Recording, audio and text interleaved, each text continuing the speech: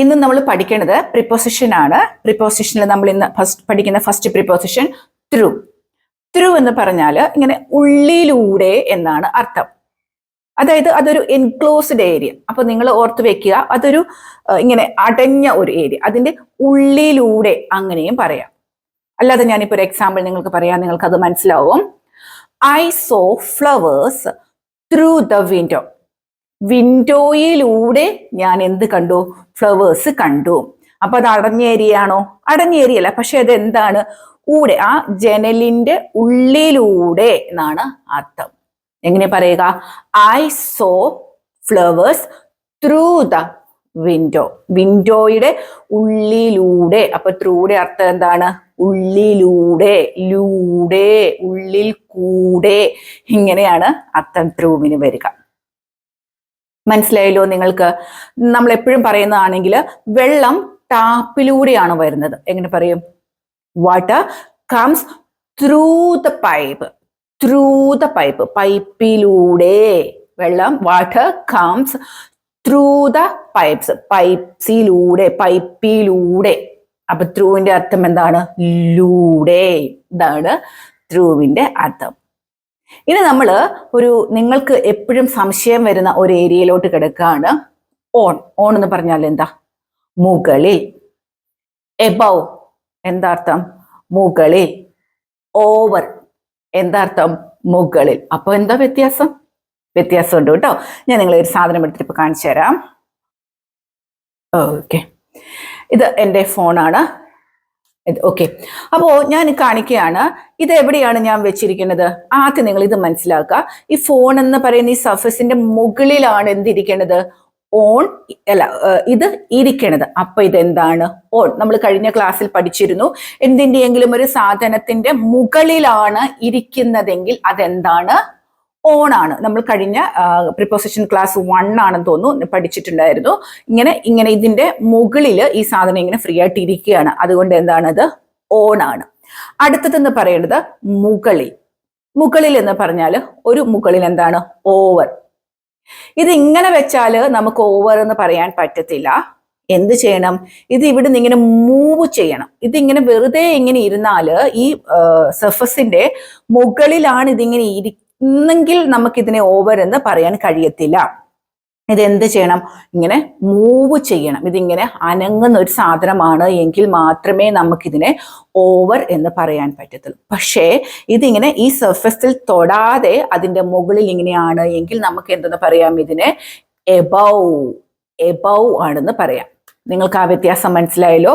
ഇതിങ്ങനെ ഈ ഫോണിന്റെ മുകളിൽ ഇങ്ങനെ ഇരിക്കുമ്പോൾ ഇത് ഓൺ ആണ്.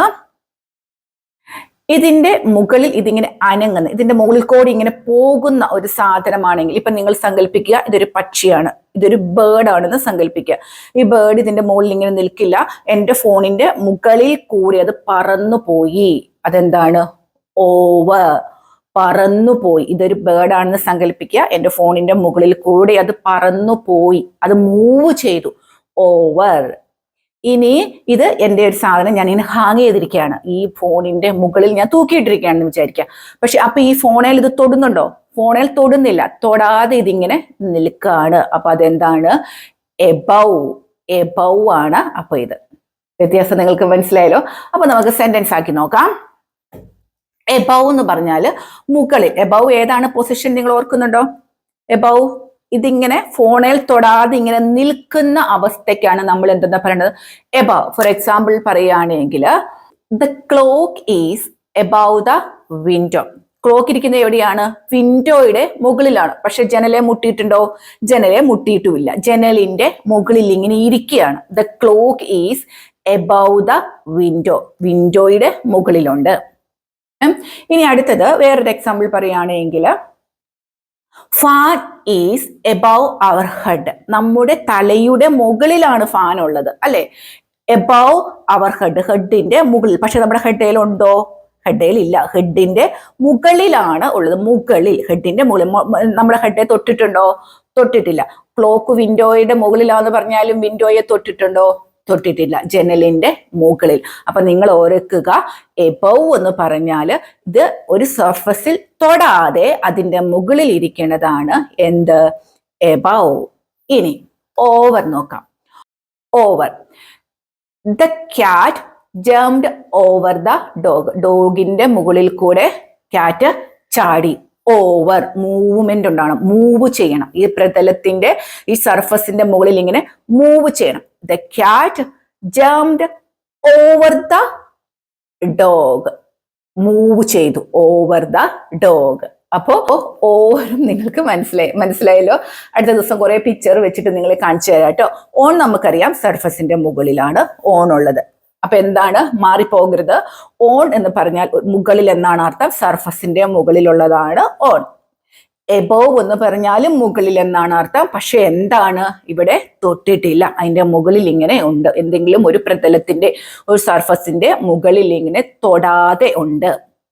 ഓവർ എന്ന് പറഞ്ഞാൽ ഇതിന്റെ മുകളിൽ ഇങ്ങനെ മൂവ്, ഇങ്ങനെ ചലിക്കണം, ഇതിനെ ഇങ്ങനെ പോകണം. അതെന്താണ്, മൂവ് ചെയ്യുകയാണ്. അതെന്താണ്, ഓവറാണ്. വ്യത്യാസം മനസ്സിലായല്ലോ. നിങ്ങൾ ഒരിക്കലും അത് തെറ്റിക്കരുത്. അപ്പൊ നമ്മൾ ഇന്ന് ത്രൂ പഠിച്ചു. ഏതാണ്, ഓവർ പഠിച്ചു. പിന്നെ എന്താണ് പഠിച്ചത്, ഓൺ തമ്മിലുള്ള വ്യത്യാസം പഠിച്ചു. പിന്നെ എന്താണ്, എബോവ് പഠിച്ചു. ഓണും എബോവും ഒക്കെ എപ്പോഴും തെറ്റിപ്പോണ ഒരു കാര്യമാണ്. നിങ്ങൾ തെറ്റിക്കരുത്. നിങ്ങൾക്ക് എൻ്റെ ഫോണും ഇതും തമ്മിൽ കണ്ടപ്പോൾ മനസ്സിലായല്ലോ? മനസ്സിലായി. അപ്പൊ നമ്മളിപ്പോ കുറേ പ്രിപ്പോസിഷൻ പഠിച്ചു. എന്തൊക്കെ പഠിച്ചു, നെക്സ്റ്റ് ടു, പിന്നെ എന്താ, നിയർ ദ, ബിഹൈൻഡ്, ബിറ്റ്വീൻ. ഇപ്പൊ നമ്മൾ പഠിച്ചത് ഈ ഇൻ, ഓൺ, അറ്റ്, കുറേ പ്രിപ്പോസിഷൻ പഠിച്ചു. അപ്പൊ ഇപ്പൊ ഞാൻ പ്രിപ്പോസിഷന്റെ ക്ലാസ് ഇതുകൂടെ കൂടുമ്പോൾ 4 ക്ലാസ്സുകളായി. അപ്പോൾ നിങ്ങൾ ഈ 4 വളരെ കൃത്യമായിട്ട് പഠിക്കണം. എന്നിട്ട് പഠിക്കാനുള്ള ഒരു സമയം നിങ്ങൾക്ക് ഞാൻ തരികയാണ്. ഞാൻ അടുത്ത ദിവസം ഇതിന്റെ ഒരു ടെസ്റ്റ്, കുറേ ക്വസ്റ്റ്യൻസ് ഞാൻ കൊണ്ടുവരുന്നുണ്ട്. ഇത്രയും പ്രിപ്പോസിഷൻ നിങ്ങൾ കാണാതെ പഠിക്കണം. എവിടെ ചേർക്കുന്നു എന്നുള്ളത് നിങ്ങൾ കാണാതെ തന്നെ പഠിക്കണം. പഠിച്ചെങ്കിൽ മാത്രമേ നമുക്ക് അടുത്ത പ്രിപ്പോസിഷനോട്ട് പോകാൻ പറ്റത്തുള്ളൂ. അപ്പൊ നിങ്ങളിത് കേട്ട് പഠിക്കുക. നമുക്ക് കുറേ ക്വസ്റ്റ്യൻസ് നോക്കിയിട്ട് എക്സാമ്പിൾ നോക്കി നിങ്ങൾ എവിടെയാണ് നമുക്ക് ആഡ് ചെയ്യുന്നതെന്ന് നമുക്ക് അടുത്ത ദിവസം നോക്കാം കേട്ടോ.